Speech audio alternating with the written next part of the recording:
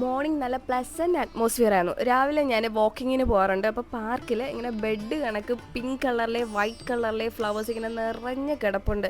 ഇങ്ങനെ ഫ്ലവേഴ്സ് കൊഴിയുന്നുണ്ടായിരുന്നു. അപ്പം ആ ഒരു നല്ല പ്ലസൻറ്റ് മൂഡിൽ റൂമിലേക്ക് വന്നിട്ട് ഞാൻ ഉഴുന്ന് കഞ്ഞി കുടിച്ചു. ഇത് ഭയങ്കര ഹെൽത്ത് ബെനിഫിറ്റ് ഒക്കെ ഉള്ളൊരു സംഭവമാണ്. പിന്നെ കുറേ നാളായിട്ട് ഞാൻ മാംഗോസ്റ്റീൻ മേടിച്ച് വെച്ചിട്ടുണ്ടായിരുന്നു. അപ്പോൾ ഇത് കഴിക്കാമെന്ന് വിചാരിച്ചിട്ട് സമയമില്ലാണ്ട് ഇങ്ങനെ അങ്ങ് പോകുമായിരുന്നു.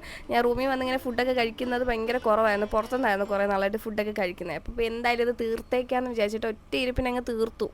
വയറ് നിറഞ്ഞ് പൊട്ടുന്നവരെ ഞാൻ കഴിച്ചു കേട്ടോ. അതുകൊണ്ട് തന്നെ ഞാൻ ലഞ്ച് കഴിച്ചില്ല. മാംഗോസ്റ്റീൻ നമ്മുടെ ഹെൽത്തിനൊക്കെ ഭയങ്കര നല്ലതാണ്, നല്ല ഫ്രൂട്ടാണ് അത്.